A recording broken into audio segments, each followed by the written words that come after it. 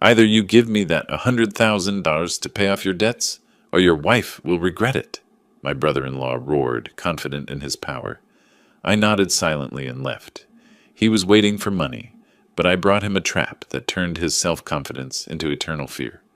Before we continue, please subscribe to the channel and write in the comments what time it is where you are now. I was reviewing old blueprints when Jennifer walked through my front door. She had a key, used it without knocking, which told me something was wrong before I even looked up. The portfolio sheets from my Phoenix Medical Center project slipped from my hands as I watched her drop her purse by the entrance. Mascara smudged, hands shaking. She collapsed onto the leather couch. "Dad?" I didn't know who else to call. I set the blueprints aside, moved to sit beside her. My coffee had gone cold an hour ago, still sitting on the side table. February afternoon. Light slanted through the blinds, dust particles suspended in the air between us. What happened? "It's Brian," her voice cracked. "He's in trouble. Real trouble." I placed one hand on her shoulder briefly, then stood and walked to the window. The neighbor's oleander hedge needed trimming. I focused on that instead of the tightness spreading through my chest. "Tell me everything." She did. Fragmented confession. Underground poker games. Promises that it was under control. Bookmakers with reputations for breaking more than promises. The number came out hesitantly, like she could soften it by whispering, $87,000, Dad.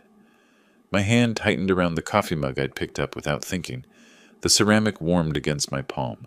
I didn't raise my voice. Didn't need to. "Jennifer, do you remember what I said 5 years ago? Before the wedding?" "Dad, please don't." "I'm not saying I told you so. I'm asking if you remember." She looked at the floor. "You said he wasn't ready." "That we weren't ready." "And now?" Silence answered better than words. She cried into her hands while I stared at that oleander hedge. 5 years ago I'd warned her. Young architect with expensive tastes. Inherited money he'd already burned through. Job offers that never materialized. She'd told me I was being controlling, that I didn't understand love. Maybe I didn't, but I understood patterns. Brian said he can fix this if he just gets the money. He promised. Promises. The cheapest currency in circulation. "Go home. Rest. I'll handle this." She hugged me before leaving, quick, desperate squeeze, then gathered her purse and walked out. The door closed at 4:03 p.m. I watched from the window as her car disappeared down the street. Then I returned to my coffee, blueprints, and the silence that filled the house like water. 3 hours later, the door opened again. No knock. Brian walked in like he owned the place. 7 o'clock. Winter darkness pressing against the windows. He wore a pressed shirt, expensive watch, catching lamplight. Sat in the armchair across from me without invitation. Arms spread across the back, like a king claiming his throne. "Let's skip the small talk. I need $100,000. I studied his face. Confident smile, steady eye contact. Not a tremor anywhere. Either he was a better actor than I'd given him credit for, or he genuinely believed this would be easy. That's a significant amount. 5 days, Ronald. He leaned forward. The watch glinted again, probably cost $3,000 he didn't have. "Either you give me this money or your daughter will regret it. You know what kind of reputation these people have." The threat hung in the air between us. Not physical, he was too smart for that. Psychological, carefully calibrated pressure through Jennifer's safety. Through my fear. I let the silence stretch. 15 seconds. Long enough that his smile faltered slightly at the edges. Then I nodded once. 5 days. I'll need time to gather that amount. He stood, adjusted his jacket. "Smart choice, old man. I'll be back Friday evening." The door clicked shut behind him. I didn't move for a full minute, just sat there listening to his car start outside. Engine rumble. Tires on asphalt. Silence returning. Then I walked to my office. The safe was behind a framed architectural drawing of my first major project. Phoenix Community Library, 1987. I moved the frame aside, entered the combination I'd memorized 30 years ago. Inside, property deeds, investment documents, legal papers from 3.5 decades of building other people's dreams. I pulled out the folder labeled Phoenix Development Projects 2024-2025. Spreadsheets, market analyses, zone change proposals. All the research I'd done last year when I was considering one final investment before full retirement. I decided against it then. Too risky, too much work. Better to enjoy my savings. But risk is relative to stakes. I picked up my phone, scrolled to Kevin Foster's contact, my former business partner. He'd stayed in the game when I'd retired, still consulting on commercial developments across Phoenix. He answered on the second ring. "Kevin, it's Ronald Parker." "Ronald, haven't heard from you in months. How are you?" "I need your advice on something. Real estate matter. Can we meet tomorrow morning?" Brief pause. Kevin knew better than to ask questions when I used that tone. "Of course. 7:30 at the usual spot?" "Perfect. See you then." I hung up and looked at the documents spread across my desk. Brian thought he was playing me. Thought he could walk into my home, threaten my daughter, and I'd simply hand over money like a frightened old man. He had no idea I'd spent 35 years solving problems more complex than him. This was just another blueprint, and I always finished what I started. Dawn broke over the Sonoran Desert as I drove east through Phoenix. Sparse traffic, winter light turning saguaros into dark silhouettes against pink sky. I'd barely slept, but my hands were steady on the wheel. Brian's smirk kept replaying in my mind, not with fear, but with clarity. The cactus bloom sat where it always had, weathered stucco and neon sign barely visible in the early light. Kevin's truck was already in the lot. He'd ordered coffee by the time I slid into the corner booth. Steam rising from 2 cups, morning heat not yet strong enough to overpower the diner's air conditioning. "You sounded different on the phone last night. What's going on?" "I need information about the current market, specifically undeveloped land." Kevin poured cream into his coffee, careful spiral pattern. "You thinking about coming out of retirement, building something?" "Something like that. What's available on the east side?" "East side? Nothing worth touching." He paused, set down the creamer. "Unless there's one parcel. 3.2 acres. Family's unloading it for $45,000. "Why so cheap?" "Wrong side of Highway 60. No utilities. Been sitting 2 years." I watched his face. Kevin had always been terrible at hiding when he knew something valuable. "But," he grinned, "but city council's voting next month on commercial rezoning. That parcel will be adjacent to the new complex. Give it 12 months, Ronald. It'll triple, maybe more." My finger tapped the table once. "Old habit," Kevin noticed. "You're certain about the rezoning?" I reviewed the development maps myself. It's happening. He pulled out his phone, opened a real estate app, slid it across the table. Barren desert land, highway visible in the distance, nothing but creosote bush and dust. To most people, worthless. To someone who understood timing, opportunity. I memorized the listing number. "Just exploring options," I said. Kevin studied me over his coffee cup. 30 years of partnership meant he could read my tells, but he also knew when not to push. We finished breakfast talking about his current projects, his daughter's college plans, the usual comfortable topics. I paid the check and left by 8:30, heading back through Phoenix as morning traffic began building. The phone rang at 2 o'clock. "Hey, Dad, how are you?" Jennifer's voice had that forced cheerfulness people use when they're reading from a script. I set down the sandwich I'd been eating. "I'm fine, sweetheart. How are you?" "Good, good. I was just—" Brian and I were wondering, in the background, muffled but distinct. "Ask him when?"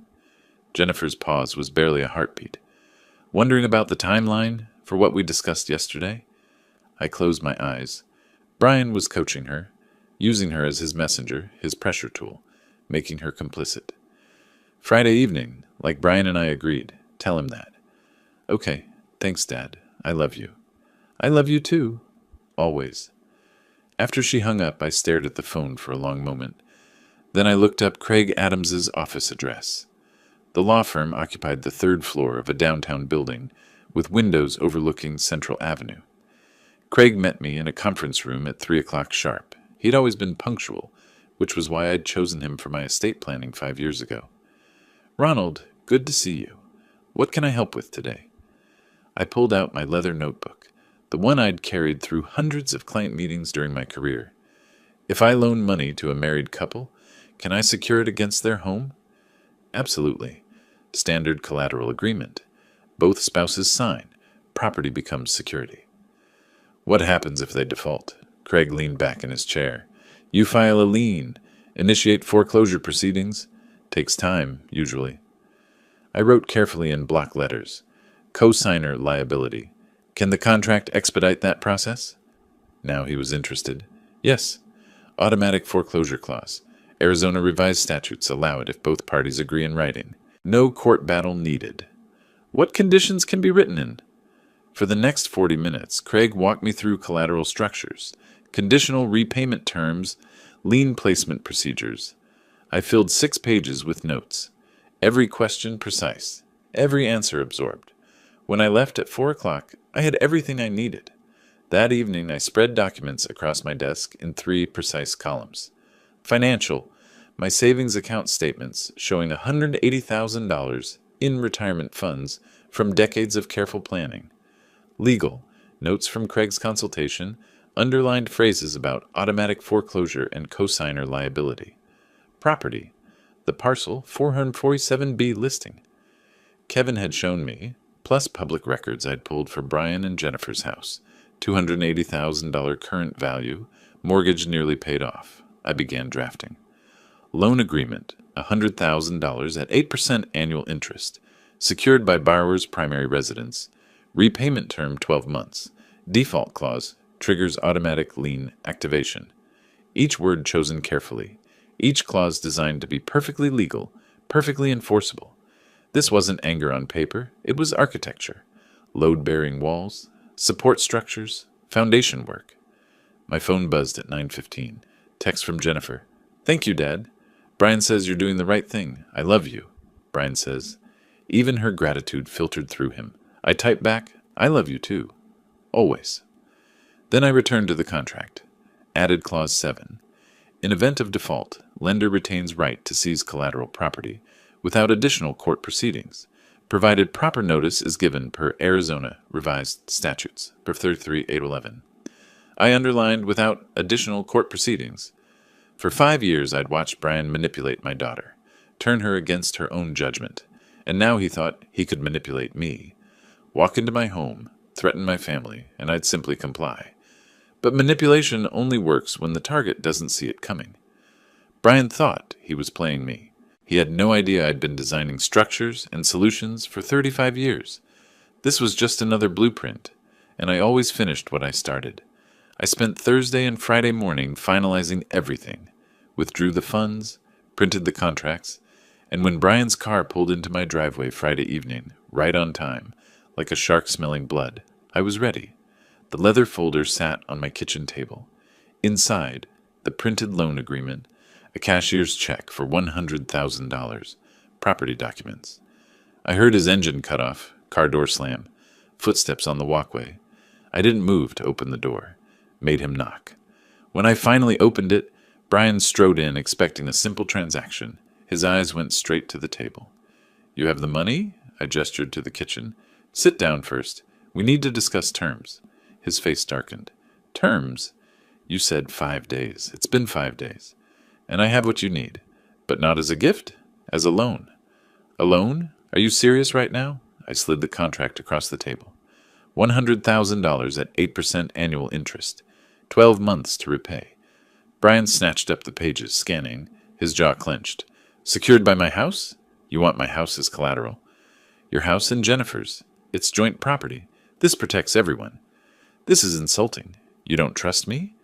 I met his eyes. This isn't about trust. It's about responsibility. Sign it or find another solution by midnight. For 2 minutes, silence. Brian pulled out his phone, scrolled through messages, calculating, probably checking if his bookmakers would give him more time. His thumb hovered over the screen. Then he set the phone down hard. He picked up the pen. I need Jennifer here. She has to sign too. I called her. She arrived within 20 minutes. Brian had clearly told her to be ready. When she walked in, confusion clouded her face. Dad, what's going on? Brian called me over. Everything's fine, sweetheart. I'm helping with Brian's situation, but we need proper paperwork. Paperwork? Just a loan agreement, standard documentation. You'll need to sign as co-owner of the house. She glanced at Brian. He nodded slightly. She turned back to me, trusting. Okay, if you think it's necessary. I placed the pen in her hand. She barely glanced at the document before signing, looking at my face instead of the contract. That look, complete faith in her father, made my chest tighten. But I needed this protection in place. For her, even if she couldn't see it yet. I witnessed both signatures, added my own, handed Brian the cashier's check. He stood, holding it. Satisfied now? I'm satisfied that everything's legal and documented. 12 months. I'll have this paid back in 6. I hope you do. He turned toward the door. Come on, Jennifer. We're done here. They left without another word. The door clicked shut. I stood alone in my kitchen, the signed contract on the table. 3 weeks passed. Radio silence. Brian paid off his bookmakers, I assumed, since nobody came looking for him. Jennifer called twice in early March, voice light with relief. Thank you so much, Dad. The nightmare's over. I didn't correct her, just listened, made appropriate sounds, told her I loved her. During those weeks, I executed Phase 2. I contacted the title company handling Parcel 447B, used $45,000 from my remaining savings, money I'd kept separate from the loan funds. The closing took 12 days, standard procedure. By mid-March, the deed was registered in my name alone. 3.2 acres of desert scrub on the wrong side of Highway 60. To anyone else, worthless. To me, opportunity. Simultaneously, I reached out to Marcus Webb. We met at a coffee shop on the north side, neutral territory, nowhere Brian would recognize. Marcus arrived early, already nursing black coffee when I walked in. 67 years old, retired Phoenix PD detective. Sharp eyes that still scanned rooms by habit. Ronald, been a while. What's this about? I need to document someone's activities. Gambling related. His expression didn't change, but something shifted in his eyes. Understanding. For legal proceedings? Potentially, I need facts, not assumptions. Public records first, then observation if necessary. Nothing illegal. Exactly, just the truth. Marcus taught me how to access court filings, check for previous gambling-related incidents, monitor social media patterns. He also agreed to conduct discreet surveillance when opportunities arose. Not entrapment, documentation. By late March, I had a system. Black notebook, block capital entries, dates underlined twice, each observation logged with precision. March 28th entry. Brian observed entering location on Mill Avenue, Tempe, 9:47 p.m. Exited 1:23 a.m. Pattern consistent with previous reports. I closed the notebook, placed it in my safe alongside the loan documents. 1 month after the signing, I sat in my office reviewing 3 files. The signed loan agreement with 11 months remaining, the deed to Parcel 447B, already appreciating as rezoning news circulated, estimated current value $65,000, and Marcus's preliminary report confirming Brian had returned to poker games. I didn't feel victorious, just patient.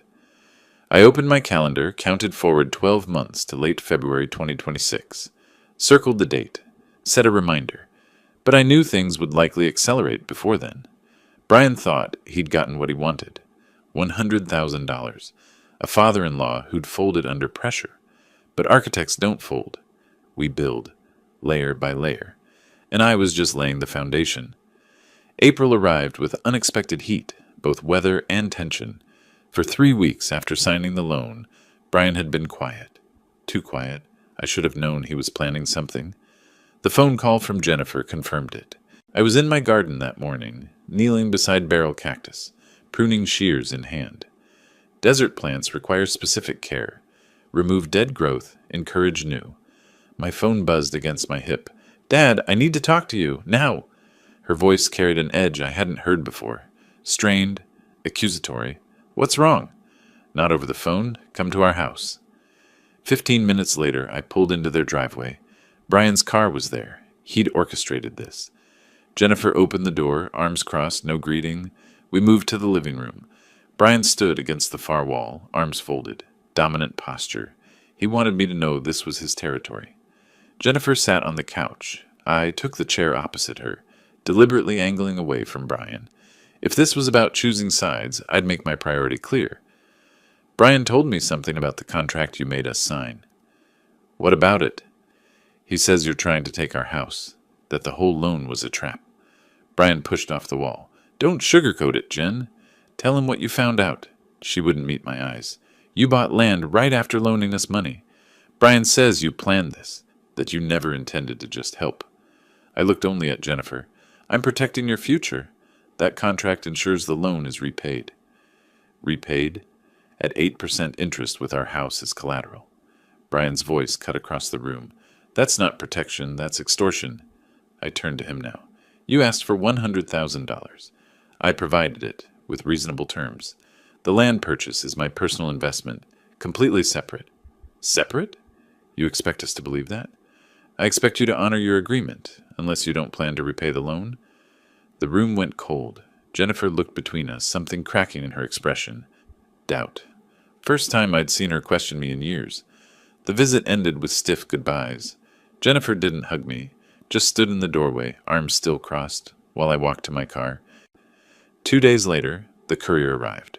Legal documents, official letterhead, Brian Turner versus Ronald Parker, civil lawsuit for emotional distress and financial coercion. The complaint alleged I'd exploited a family crisis to manipulate my daughter and son-in-law into signing an unconscionable contract under duress. Sought remedy, void the loan agreement. Court date, early May. 3 weeks away, I read it twice, then spread the pages across my kitchen table, yellow highlighter in hand. Marked key phrases. Unconscionable. Duress? Coercion? Brian was smarter than I'd estimated, or had consulted someone who was. That night, I lay in bed, eyes open. Clock read 2:17 a.m., then 3:44 a.m., then 4:56 a.m. For the first time since this started, doubt crept in. If the loan was voided, I'd lose leverage. Be out $100,000. And Jennifer, she'd stopped calling. Brian's influence spreading like poison. I needed verification. Amanda Sims came recommended by Craig Adams, notary public, paralegal specialist, document verification expert. Her office occupied a small suite in Scottsdale. Professional but unpretentious. She reviewed the loan contract for 30 minutes straight, making notes, cross-referencing Arizona statutes. Finally looked up. This is solid. Every clause is enforceable. But he's claiming coercion. Can he prove you threatened them? Withheld information? Misrepresented the terms? No. Brian signed because his bookmakers were threatening him. Jennifer signed because she trusts me. Amanda paused. That's his angle then. Your daughter's trust. He'll claim you exploited it. The words hit harder than expected. How do I counter that? Prove he's the manipulator, not you. Show he's still gambling, still irresponsible. Make the court see who really deserves protection here. I mentioned Marcus's documentation. Amanda's eyes sharpened. If you can show Brian's continued gambling after receiving the loan, it proves he's financially irresponsible, not coerced. That strengthens your position considerably. She also recommended I document my own motivations. Write down exactly why you structured the loan this way. Focus on protecting Jennifer. Make it clear your intentions were paternal, not predatory. I left her office with an action plan. That evening, I called Marcus. I need everything you've documented on Brian. Comprehensive report. Some might not be courtroom admissible, but it'll give you leverage. Leverage is exactly what I need. Ronald, are you sure you want to go this route? Once this information comes out, there's no going back with your daughter. Long pause. Outside my window, the desert sunset painted everything orange and purple. If I don't fight this, Brian wins, and Jennifer loses everything. I'll take the hit if it means she's protected. That night, I sat at my desk with a yellow legal pad, wrote in longhand first, crossing out phrases, rewriting sections. Why I structured the loan with collateral. Statement for legal record. My daughter Jennifer married Brian Turner 5 years ago against my counsel. Over those years, I observed financial instability, secrecy, and control. When he approached me demanding $100,000, I faced a choice. Enable his behavior with a gift, or create accountability through structure.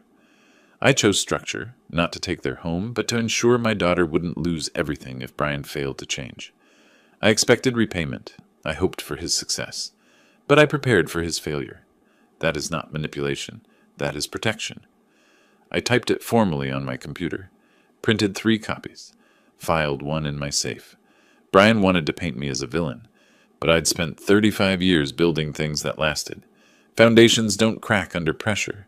They hold, and I was about to show him exactly how strong mine was. The weeks between mid-April and early May felt like standing in desert sun, slow, burning, testing endurance. But the court date arrived regardless. I stood before my bathroom mirror that morning, adjusting a tie I hadn't worn in 2 years. Dark suit, pressed shirt, the uniform of professional presentation.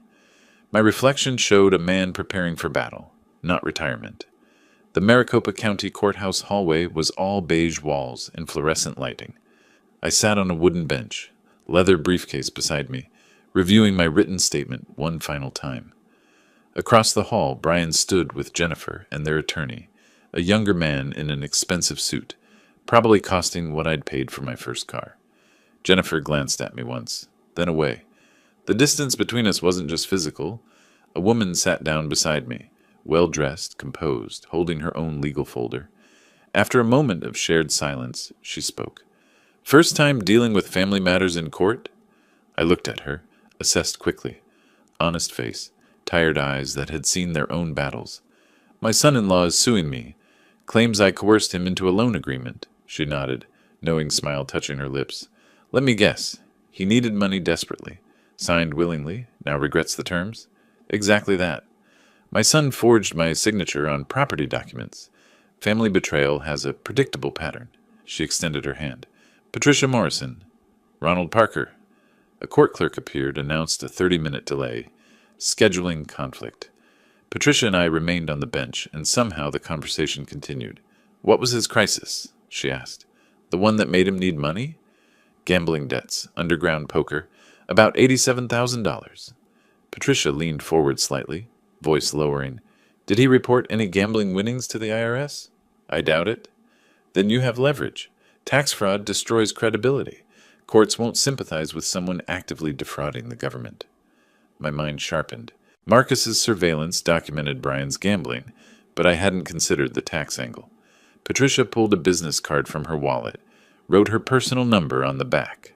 "I ran an accounting firm for 30 years. If you need help after this hearing, call me." My case was called. The courtroom was small, wood-paneled. The judge, a stern woman in her 50s, presided it from the bench. Brian's attorney argued emotional coercion, exploitation of trust. I delivered my counter calmly, reading from my prepared statement. I provided financial assistance with standard lending terms to protect my daughter's assets. The borrower signed willingly to resolve his gambling debts. I presented Marcus's report. Dates, locations, photographs. Brian returning to gambling within weeks of receiving the loan. The judge reviewed the contract thoroughly, listened to both sides, finally spoke. "The contract appears legally sound. I find insufficient evidence of coercion or misrepresentation. Motion to void, dismissed." But she added, looking directly at me. "However, I caution against excessive control of family finances. Proceed carefully." Brian's face reddened. Jennifer looked confused, not relieved. I found Patricia in the courthouse cafe. Afterward, small space with vending machines and plastic tables. She'd already secured a corner table, coffee steaming in front of her. "How did it go?" I allowed myself a small smile. "Case dismissed." She raised her cup. We talked for an hour, not just about legal matters. Patricia shared her story. Widowed 10 years ago, built her accounting business from nothing, recently discovered her son's betrayal attempt. I talked about Jennifer's mother, who died 12 years ago, about my architecture career, about disappointment. There was an ease between us, recognition of shared understanding. "I can analyze financial records," Patricia offered, "trace gambling expenditures, build patterns. If you're serious about protecting your daughter long-term, you need more than surveillance photos." That evening I sat in my home office, Patricia's business card on my desk. I realized my plan had evolved, not just recovering the loan, but creating conditions where Brian self-destructed through his own recklessness. I picked up my phone, texted, "Dinner tomorrow, I'd like to discuss your offer." Her response came within minutes. 7 p.m., I know a place. I looked at the parcel 447B deed on my wall, recently framed, property already appreciating as development news circulated. For weeks, I'd been building a structure with one blueprint, but Patricia had shown me a different design, one where Brian didn't just lose to me, He lost to himself, and that was far more permanent. The next evening I met Patricia at a restaurant she'd chosen, quiet enough for serious conversation, comfortable enough to not feel like a business meeting. I didn't realize then that this dinner would mark a turning point, not just in my strategy against Brian, but in my life. I arrived exactly at 7. Architect's punctuality. Patricia was already seated at a corner table. Laptop open, papers spread. She slid a document across the white tablecloth as I sat. I pulled public records, cross-referenced credit reports I can legally access, analyzed patterns. Her finger tapped a highlighted figure. Your son-in-law has accumulated new debts since the loan, approximately $34,000, across 3 high-interest credit cards and what appears to be another private lender. I studied the numbers. Not surprised. Confirmed. He's still gambling. Compulsively, Patricia said, and hiding it poorly. We ordered salmon for her, steak for me, and continued analyzing over dinner. Patricia pulled her laptop closer, typed rapidly. He's making minimum payments on your loan, but the new debt is mounting. At this rate, he'll default within 6 months. Not from inability to pay, but from cash flow collapse. What if I offered him restructuring? Her eyes sharpened. Restructure how? Lower monthly payments, ease immediate pressure, but extend the term from 12 to 18 months and increase interest from 8 to 12%. Patricia calculated, rotating the screen toward me.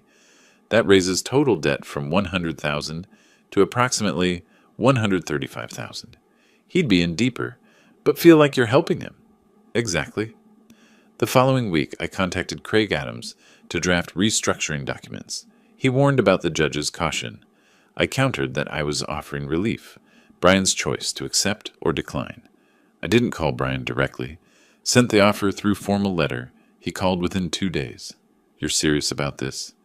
It reduces your monthly burden from $800 to $550. Gives you breathing room. What's the catch? 18 months instead of 12. Interest increases to 12%. But if you can't manage current payments, this helps. Pause. I can manage $550.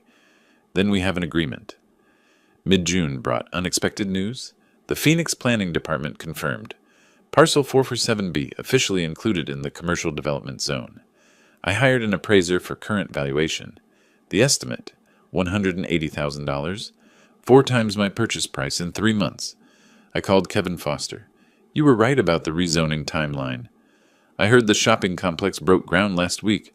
Your land will be prime retail access. You could sell today for $180? Easy. I didn't plan to sell, but I recognized leverage.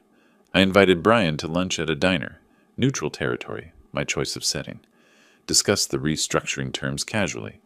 Then mentioned, almost as an afterthought, I invested in some land east of the city in March. It's appreciated significantly due to development plans. Brian's interest visibly perked. Gamblers are drawn to winning opportunities. How much appreciation? Bought at 45. Current appraisal is 180. That's significant. Commercial development. I'm considering selling a 40% stake. $80,000 for someone who can move quickly. Why offer it to me? Family. Despite our differences, I believe in giving opportunities. The hook was set. Over the next 2 weeks, Brian secured a high-interest personal loan, $80,000 at 15% from a predatory lender. Signed promissory note for the land stake, payable in 12 months. What he didn't realize, I controlled the sale timing, written into the agreement. Brian now owed restructured loan, $135,000. Investment debt, $80,000. Existing credit cards, $34,000. Total obligations, $249,000. His annual income as mid-level real estate manager, $75,000. The math didn't work, and I knew it. Throughout that month, Patricia and I met weekly, sometimes strategy sessions, sometimes simple dinners or walks. We visited an art gallery downtown, small local space, abstract desert landscapes, stood close at a painting of desert dawn, shoulders nearly touching. I haven't felt this engaged in years, Patricia admitted. My work was always numbers, but this is using them for justice. I couldn't do this without your insight. Silence. Then, is that the only reason you keep calling? I paused. Honest. No, it's not. We didn't kiss or make declarations. just acknowledge something growing. Late June evening, we sat on my back patio. Desert sunset painted everything orange and purple. Patricia reviewed her laptop. Brian's financial profile now shows he's overleveraged by a factor of 3. Any disruption, job loss, market shift, unexpected expense, and the entire structure collapses. And when it does, she looked at me steadily. You'll own his house. His stake in the land reverts to you, and Jennifer will see exactly who she married. I nodded slowly. I'd built careers on understanding load-bearing capacity. Every structure has a breaking point. I'd just ensured Brian reached his, not through my force, but through his own greed. Architects don't destroy buildings. We simply stop reinforcing them. July brought Phoenix's brutal heat. Temperatures over 110, air shimmering above asphalt. But the real pressure was building inside Jennifer's marriage. I knew it would crack eventually. I just didn't expect her to be the one to break it open. She arrived mid-morning without calling first. I opened the door to find her holding a manila folder, face puffy from crying, but expression different than before. Not confused, resolute. I need to show you something. I should have looked sooner. We moved to the kitchen table. She spread documents across the surface with trembling hands. Bank statements showing cash advances, credit card bills with gambling charges, printed text messages using coded language about the game, and settlements. I found these in his office, hidden in a locked drawer. She pointed to each paper. There's more debt. New debt. $34,000 in credit cards I didn't know existed. And these messages. He's still gambling. After everything. After your loan. After promising me. I sat quietly. Let her process. She finally looked up. You were right. From the beginning. And I didn't want to believe it. I'm so sorry, Dad. I reached across the table, placed my hand over hers. Jennifer, look at me. You have nothing to apologize for. I chose him over you. I doubted you.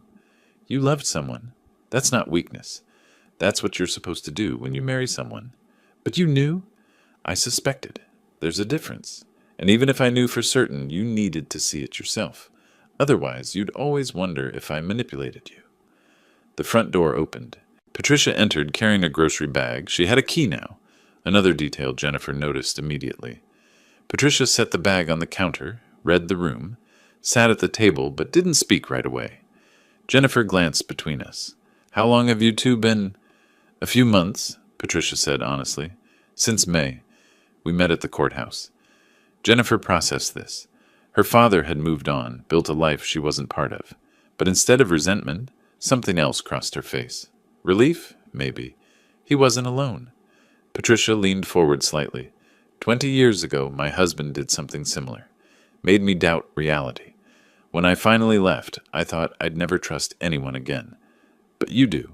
Eventually. When you find someone honest. Jennifer nodded slowly, then straightened her shoulders. I'm filing for divorce. I asked carefully. Are you certain? I've been certain for weeks. I just didn't want to admit it. We discussed logistics. Attorneys I could recommend. Financial advisors. Where she'd stay temporarily. I didn't do it for her. Just gave her the tools. She left around 2 o'clock to start packing. Brian arrived at 7 that evening. Must have tracked her car, realized where she'd gone. He was disheveled, aggressive. You turned my wife against me. He stood on my front step. You've been planning this all along. I didn't invite him inside, just stood in the doorway.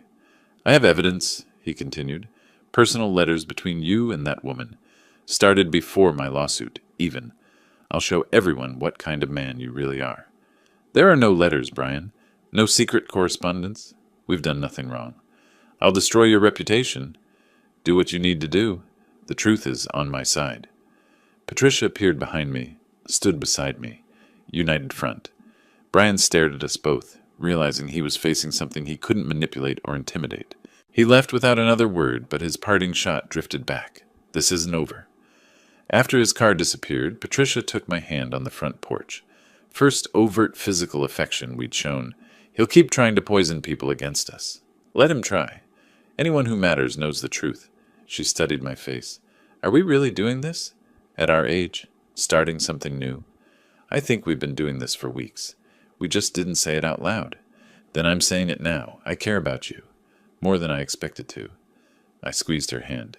I care about you too, and I'm done pretending that's complicated. We went back inside together. Later that night, I sat in my office, but I wasn't reviewing documents or plotting moves, just thinking. For months, I'd been so focused on protecting Jennifer from Brian that I'd forgotten what came after. But Patricia reminded me, protection isn't the end goal. Freedom is, and Jennifer had just claimed hers. Now Brian faced a new reality, not just me as an adversary, but Jennifer as someone he could no longer control. That changed everything. August arrived with Jennifer moved into a new apartment, divorce papers filed, and Brian facing two realities. He'd lost his wife, and his payment deadline had arrived. I'd spent 3 weeks letting him stew in uncertainty. Now the bill came due. Literally. August 5th, 9 o'clock morning. Patricia sat at my breakfast nook with coffee while I checked my computer screen. Bank account balance unchanged. No incoming wire transfer. The phone rang. Craig Adams. Ronald, have you received the $80,000 from Turner? Nothing. Then we activate the penalty clause. Failure to pay triggers a $15,000 late fee, plus daily accrual at 5%. Do I have authorization to proceed? I glanced at Patricia. She nodded slightly. Proceed. Patricia pulled her laptop over, opened her spreadsheet. Let me update the full accounting, she typed quickly. Investment loan, $80,000, plus late fee, $15,000 equals $95,000. Restructured loan now at $118,000. 10 months into the 18-month term, interest accrued. Total owed to me, $213,000. That afternoon, 3 missed calls from Brian. Then a text. Need to talk, please. We met at a coffee shop, neutral territory. Brian looked terrible. Weight loss, unshaven, dark circles. He slid paperwork across the table with shaking hands. I sold my car. $18,000. It barely covers 1 month. He hunched forward. I can't make the payment. You know I can't. Can we negotiate an extension? I studied him. You've had 12 months since the original loan. 6 months since restructuring. 3 months since the investment agreement. What would 3 more months change? His honesty surprised me. I thought I could win it back. The gambling. I thought one good streak and I'd be clear. That's the problem, Brian. You always think the next hand will fix everything. What do you want from me? You've already won. You destroyed my marriage. You're taking everything. I leaned back. I wanted you to change. To choose my daughter over your addiction. You never did. So yes, I'll take the house. I'll take the investment stake. And I'll consider us settled. But that's not winning. That's just consequences. Mid-August, Craig filed official legal demand for debt collection. The process moved quickly. Those automatic foreclosure clauses from the original contract did their work. Brian had 30 days to respond or vacate. He didn't contest. Knew it was futile. Meanwhile, I structured Jennifer's protection. Arizona community property law entitled her to half the house value, $140,000. I arranged to transfer that amount to her as a gift once foreclosure completed. She hadn't created this situation. She shouldn't suffer for it. The same week, I received an offer on parcel 447B. The shopping complex developer wanted the land for parking expansion, $285,000. I accepted immediately. I'd bought it for $45,000 in March. Brian's 40% stake reverted to me when he defaulted on the investment loan. Net profit, $240,000. Brian learned about the sale later through real estate connections. Called me, voice hollow. You planned all of this. The loan, the restructuring, the land deal. You wanted me to fail. I didn't deny it. I gave you every opportunity to succeed. Lower payments, investment opportunities, time extensions. But you chose gambling over responsibility. Every single time. I didn't make you fail, Brian. You did that yourself. I just stopped enabling it. Silence. Then, did you ever believe I could change? I paused, honest. For Jennifer's sake, I hoped. But no, I didn't believe it, and I was right not to. Late August evening, Patricia and I sat at my kitchen table with a modest bottle of wine. She had her spreadsheet open one final time. Total debt Brian owed, $213,000. Total you recovered, she calculated. House value minus Jennifer's gift, $140,000. Investment stake reversion, $80,000. Land sale profit, $240,000. Total, $460,000. She looked up. You could have simply foreclosed in March, taken the house after the first default window. Then Brian wouldn't have learned anything, and Jennifer might have blamed me forever. Patricia closed the laptop. Now Jennifer's free, financially stable, and knows exactly who Brian is. That was the real goal, wasn't it? I nodded. We clinked glasses quietly. Not triumphant celebration, just acknowledgement. I'd spent 35 years building structures that would outlast storms and earthquakes. This was no different. I built a trap so perfect that Brian's own weight collapsed it. Not my force. His. September moved into its final week with Jennifer settling into her apartment. Brian apparently leaving Phoenix, rumors through Kevin's real estate connections, and one last piece of business, selling the house that had started everything. Not for revenge, for closure. Early September morning, Maricopa County Courthouse. I sat at the plaintiff's table with Craig Adams. Brian sat alone across the aisle. His attorney had withdrawn when the fees stopped coming. The judge reviewed the file. Loan documents, payment records, default notices, penalty assessments. She looked up at Brian. Mr. Turner, do you contest the foreclosure? Brian's voice barely carried. No, Your Honor. The record shows you signed a loan agreement willingly, secured by your marital property, and failed to make scheduled payments. The property at 2847 Desert Bloom Drive is hereby transferred to Ronald Parker in full satisfaction of outstanding debt. The gavel fell, one sharp crack. Brian stood, walked out quickly, never looked my direction. Outside on the courthouse steps, September sun bright and hot, Jennifer waited. She wore nurse's scrubs under a cardigan, heading to work after. She hadn't wanted to be inside for the hearing. Too painful. But she wanted to be there when it ended. Is it done? I nodded. 5 years. That house was supposed to be our future, and now it's just gone. That house was built on lies. Now you get to build something real. I handed her an envelope. The check inside, $140,000. Her half under Arizona community property law. She stared at it. This is too much. This is what you're entitled to. It's yours. Tears formed but didn't fall. Thank you.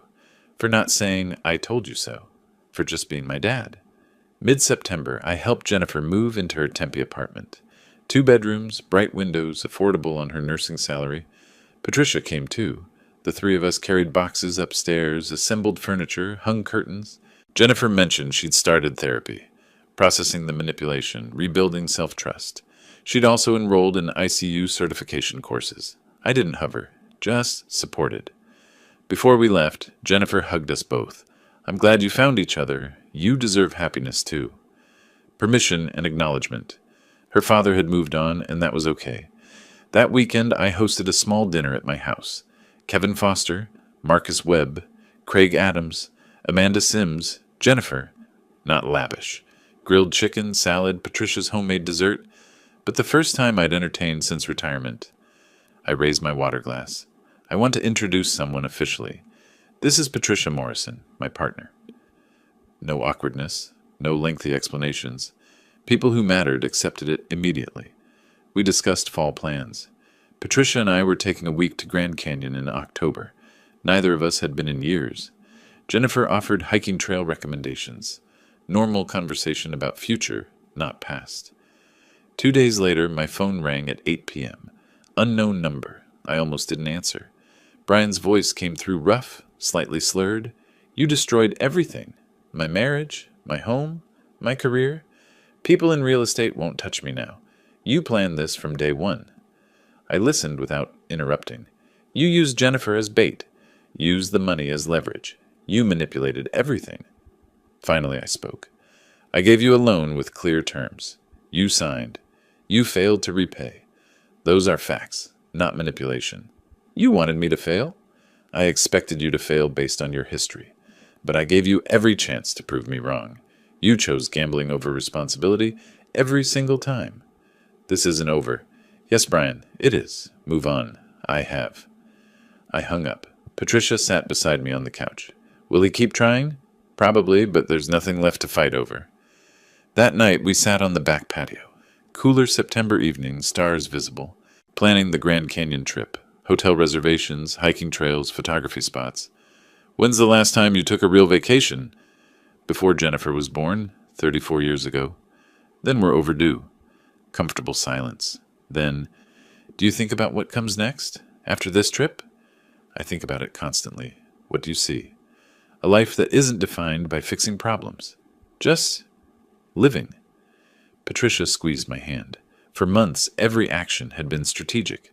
Build the trap, execute the plan, protect Jennifer. But sitting there with Patricia, I realized the revenge had never been the goal. The goal was this: freedom to imagine a future without Brian's shadow.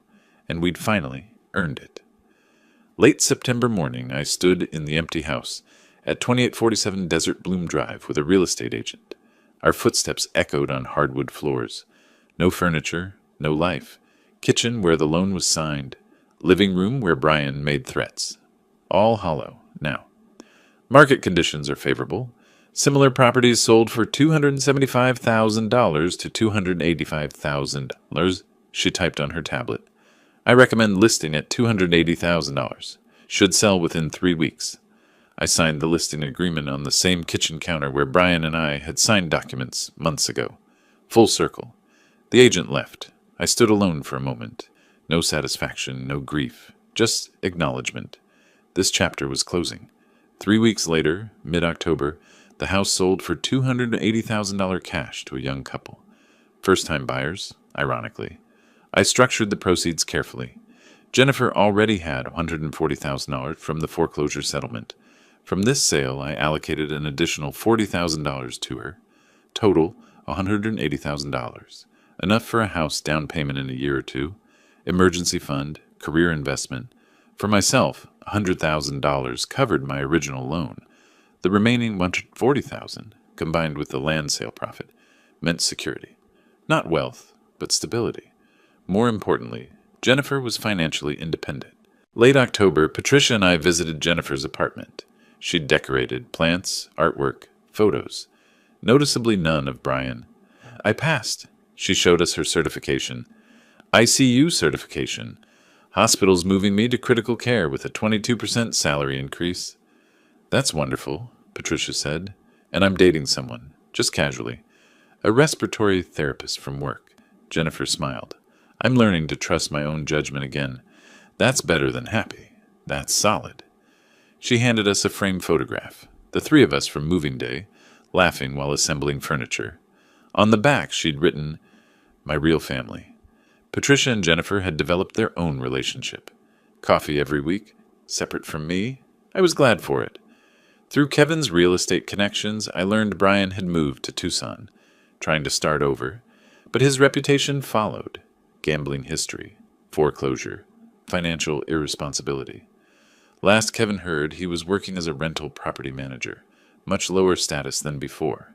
I felt no triumph hearing this, just recognition that consequences are permanent. I didn't share it with Jennifer. She didn't ask.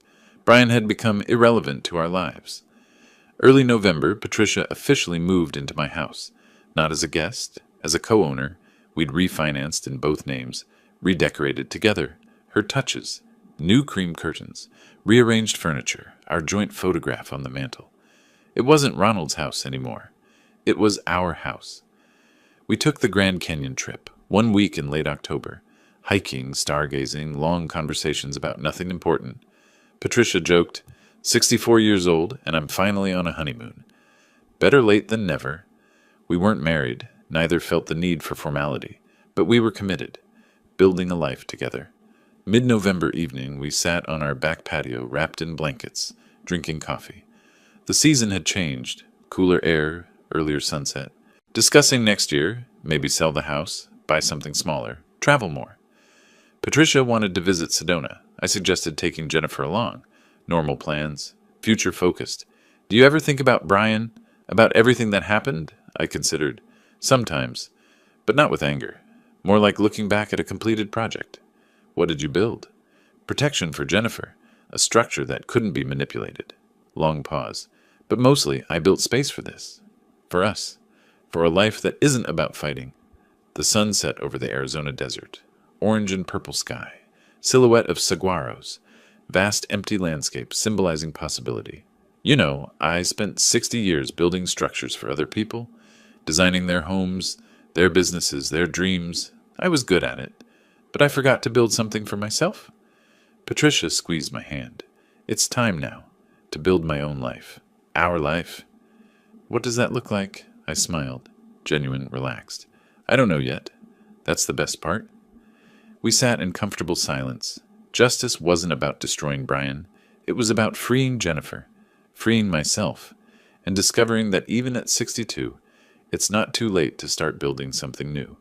Something that lasts not because it's reinforced against threats, but because it's built on truth. Patricia taught me that. Jennifer showed me it was possible. And I finally learned to stop being the architect of everyone else's happiness and start constructing my own. If you like this story, please like this video, subscribe to the channel, and share your impressions of this story in the comments. To listen to the next story, click on the box on the left. Thank you for watching.